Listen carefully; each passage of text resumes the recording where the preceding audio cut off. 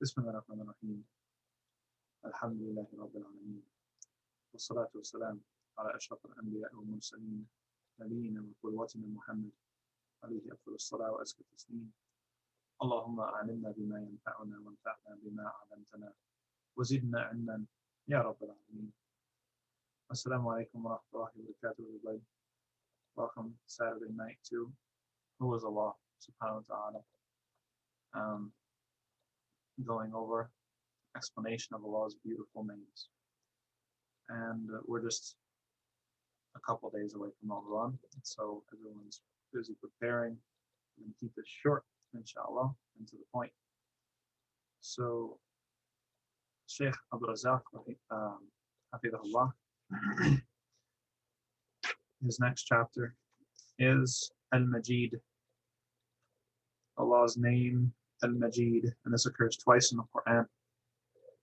Once in Surah Hud, Rahmatullahi wa barakatuhu alaykum ahl al-bayti innahu hamidun majeed. And then the second time in Surah Al-Buruj, wa huwa al-ghafur al-wadud dhul arsh al-majid. Now you might say, wait a second, isn't Al-Majeed describing the arsh there? And the answer to that is that there are two different qira'at, one of which, Al-Majeed, is with a kasra, majroor, dhul arsh al-majidi, which means that the adjective Al-Majeed describes the arsh, Allah's throne. But there is another qira'ah, there's another mode of recitation that is marfu', dhul arsh al-majidu. And in this qira'ah, al-majidu describes Allah and not his throne. And both are correct, obviously, in meaning.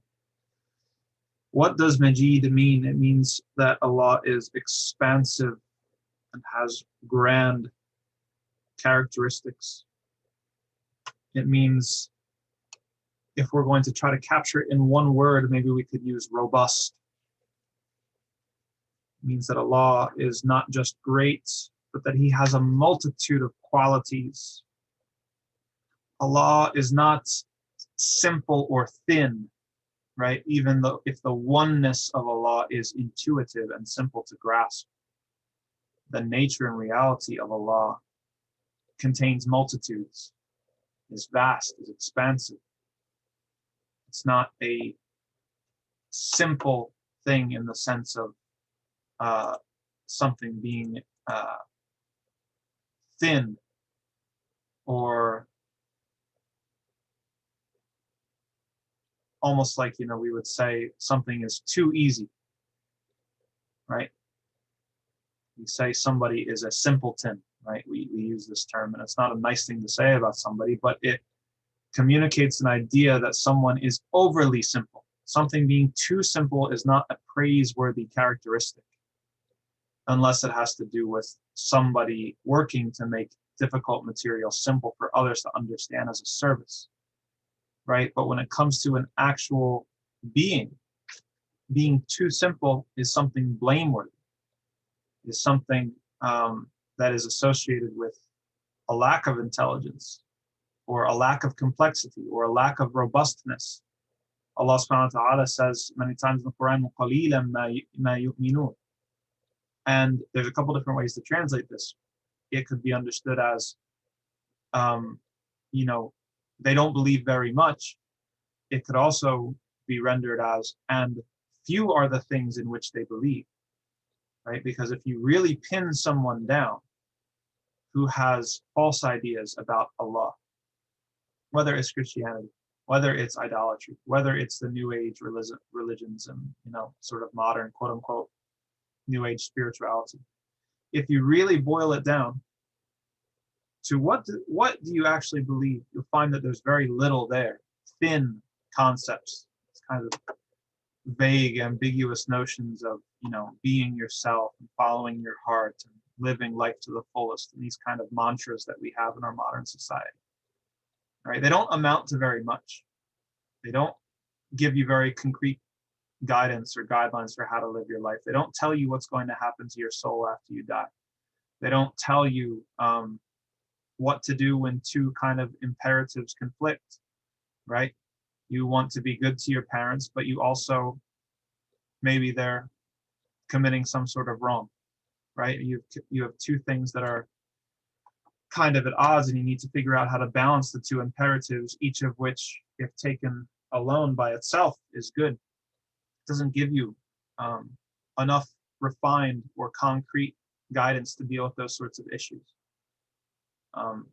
We take pride in, and the companions took pride in having many things to believe in. Some of the idolaters, they used to mock the Muslims for following a certain guidance for how to use the bathroom. And this was something that the companions took pride in. Yes, we have guidance for everything, even how to use the bathroom, even how to wipe ourselves, even how to, be intimate with our spouses. Every single thing we have guidance for. And we also understand more about Allah and more about the hereafter and more about the day of judgment than any other community of faith. Right? So this is something that is about robustness. Islam is robust. It's more robust than other faith traditions. The theology is more robust. The concept of who is Allah, the information we have about Allah. And perhaps a useful area to contrast is, well, one could say, well, Christianity has a lot of things. There's this mystery, it's the Trinity, and it's kind of like there's, transubstantiation and all these sort of doctrines that are very difficult to understand. Okay. So that's like a blameworthy complexity because it's counterintuitive. It is condemned by, the kind of inherent disposition of people. It doesn't make any intuitive sense. And it doesn't really give you anything at the end of the day. Okay, what does it matter to me whether Allah is three or is one in Christianity? Right? Within Christianity, it doesn't really have much to bear, except for kind of just a doctrinal point. It's like, well, okay, so you have to believe in this, and that's it. Whereas with Tawheed is simple in the sense that it reduces all those quote unquote complexities, which are really confusions, into one. Allah is one. But who is Allah? And we get into the names and the attributes. We find that it's very robust. It tells us much. It's both more simple or clear and thus intuitive, and also more robust and gives us more practical information about who Allah is. And this is a really, really interesting thing because a lot of people these days, when they're coming back to, they realize that modern life in its atheist kind of rendition is soulless, and they feel something missing from their lives, spirituality and things like this. And this is a real thing that many, many people feel, and they reach out for some sort of religiosity. It can seem at first that getting involved in, for saint worship, where, like, for example, the Catholic tradition, where every single day has a saint and every single saint has a feast, and you pray to the saint for this and you pray to the saint for that. Polytheism, really, idolatry.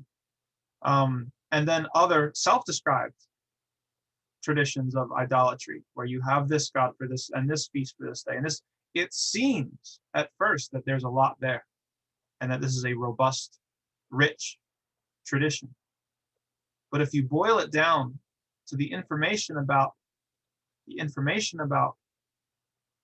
what's going on in the world of the unseen, and what's your duty towards it specifically, and what to do when certain imperatives collide and contradict each other, then you'll find that actually these traditions are very thin, and they don't really have a lot to go off of.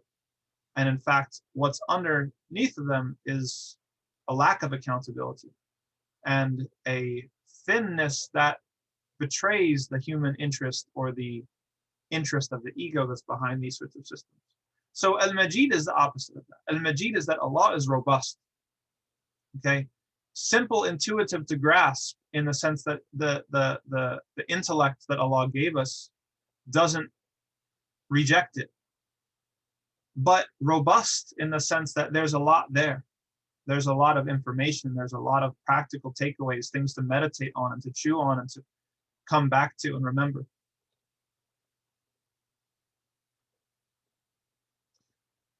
Allah being Al-Majeed means that He has great ownership and authority. And scholars such as Ibn al-Qayyim have pointed out that, like in the verse in Surah Hud that we recited, Al-Majeed is most suitably paired with Al-Hamid, just like in that ayah. And also, when we make the tashahhud, we say, Allahumma salli ala Muhammad wa ala ali Muhammad, kama sallaita ala Ibrahim wa ala ali Ibrahim, innaka Hamidun Majid. Because these two names are very, very close to one another. Okay, Majid being robust, having many, many qualities that are meaningful and important, which leaves us with a sense of awe and hope and trust. Trust because Allah is so robust and so significant and so powerful that any sort of task or issue is nothing in front of Him, Azza wa Jal. And then Hamid because his sheer number of qualities of bounty and magnificence is all exceedingly praiseworthy, deserving of all praise. So the robustness of Al-Majeed, we could say, results in His name Al-Hamid, the one who is deserving of all praise, the most praiseworthy, which was the previous chapter. The next chapter, we have two names, Al-Shakoor and Al-Shaakir, both of which mean the thankful. Allah subhanahu wa ta'ala is the thankful. Al-Shakoor occurs 4 times in the Quran. First in Surah Fatir, لِيُوَفِّيَهُمْ أُجُورَهُمْ وَيَزِيدَهُمْ مِنْ فَضْلِهِ إِنَّهُ غَفُورٌ شَكُورٌ. Again in Surah Fatir later on, وَقَالُوا الْحَمْدُ لِلَّهِ الَّذِي أَذْهَبَ عَنَّا الْحَزَنَ إِنَّ رَبَّنَا لَغَفُورٌ شَكُورٌ. Also in Surah Shura, وَمَن يَقْتَرِفْ حَسَنَةً نَزِدْ لَهُ فِيهَا حُسْنًا إِنَّ اللَّهَ غَفُورٌ شَكُورٌ. And then in Surah Taghabun, إِن تُقْرِضُوا اللَّهَ قَرْضًا حَسَنًا يُضَاعِفْهُ لَكُمْ وَيَغْفِرْ لَكُمْ وَاللَّهُ شَكُورٌ حَلِيمٌ. So we have 4 times, 3 of which they're paired with Ghafur, and 1 of which they're paired with Halim, which, as we know from before, all of those have to do with forgiveness, different types of forgiveness. So we have Shakur paired with forgiveness, and then we have Shakir, which occurs twice in the Quran. وَمَن تَطَوَّعَ خَيْرًا فَإِنَّ اللَّهَ شَاكِرٌ عَلِيمٌ, Surah Al-Baqarah, and then in Surah An-Nisa, مَا يَفْعَلُ اللَّهُ بِعَذَابِكُمْ إِن شَكَرْتُمْ وَآمَنْتُمْ وَكَانَ اللَّهُ شَاكِرًا عَلِيمًا. So this is both times paired with His knowledge, Alim. So we have Shakur, Ghafurun Shakur, Shakir, Alim. What does it mean that Allah subhanahu wa ta'ala is thankful? It means that Allah subhanahu wa ta'ala, first of all, keeps track of all of our good deeds.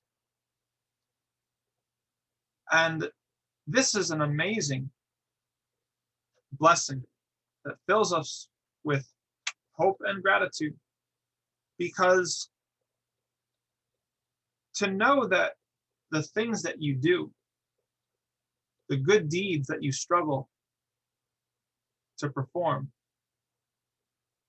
and the sins that you struggle to avoid, all of that, knowing with certainty that Allah subhanahu wa ta'ala is going to reward you for it, that He's not going to forget it, He's not going to lose track of it, He's not going to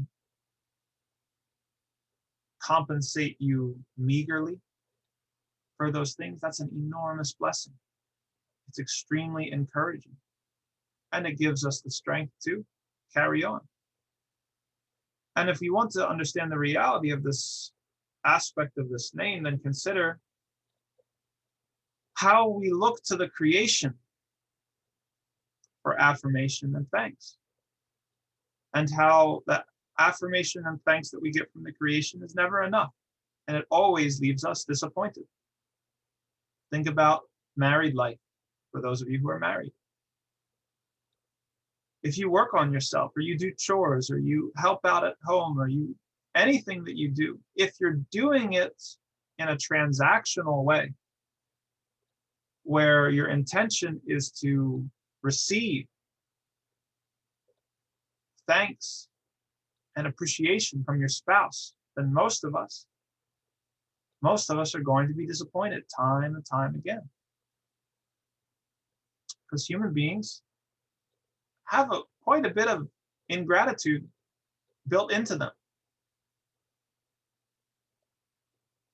What ends up happening is that the spouse gets frustrated that they're not being recognized and thanked for what they do. And so they tend to act out. Maybe they stop doing it all of a sudden in spite. Maybe they remind or nag the other one. Or they get into an argument and they bring up all those things that they do. Kind of kills it. It ruins your reward in the hereafter. If you had been doing it for Allah subhanahu wa ta'ala all the time, hoping for a reward from Him who is Al-Shakoor, He kept track of it, He noticed, then your reward would be safe. But if you seek it from your husband or your wife, or your parents, or your children, or anybody else in this dunya, they're going to disappoint you. Partly because human beings develop expectations. If you perform at a certain level, people are going to get used to it. And they're going to start to take it for granted. Vast majority of people are like this. We judge things relatively, right? There's what's the Shakespeare play? I can't remember, but one of the characters, he lives a life of debauchery. He's out partying, this and that, whatever. But it's all with a purpose. This is the humor of it.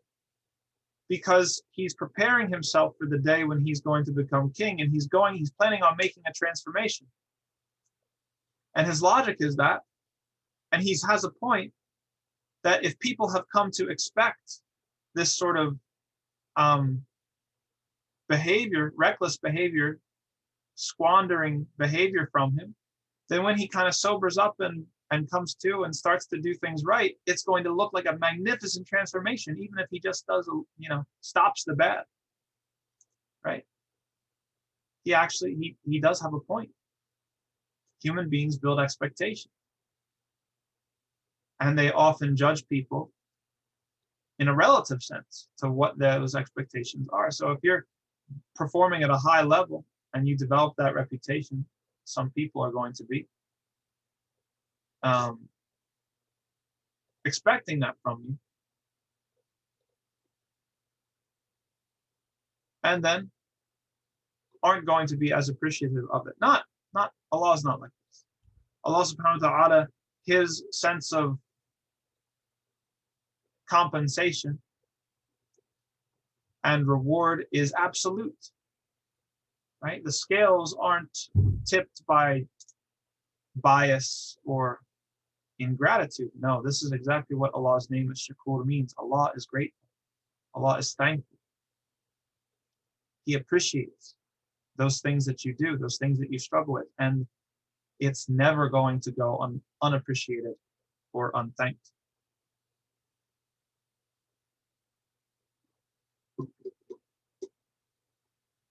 If we want to see an example of this, look at how Allah promised us that He would remove from the fire of hell anyone with even a speck's worth of faith.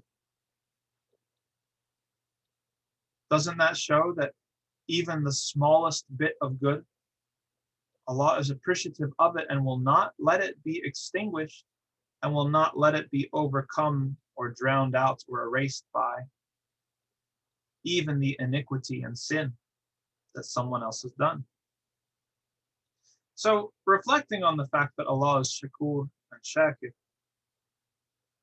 it teaches us to have appreciation and to be thankful, because this is a quality that we want to embody. This is a quality that is attainable in some degree. We don't want to be like those average people who take things for granted. We want to be appreciative. We want to be thankful. The Prophet ﷺ, he said, whoever does not thank the people, he doesn't thank Allah. They're transferable skills. They go hand in hand. And so we have to make sure, wherever we are, that we are not taking the people in our lives for granted. Whether it's the janitor that cleans the toilets, or the people who are your coworkers, your parents, your teachers, the people who set you up for success, the people whose shoulders upon which you stand. We have to be grateful for them, and we have to be appreciative to them, and to reach out and to thank people. We also have to be unassuming. We can't expect anything, because as we talked about earlier, developing expectations can actually lead us to be ungrateful. Right? We can't expect anyone to do anything for us. We can't expect anyone to give us any respect. Really, it's hard, but it's true. The more unassuming we are, the more we will allow ourselves to be surprised by the goodness of others, and the more appreciative we'll be. ذلك والله تعالى أعلم. And that's all for tonight. I bid you good night and farewell. Assalamu alaikum wa rahmatullahi wa barakatuh.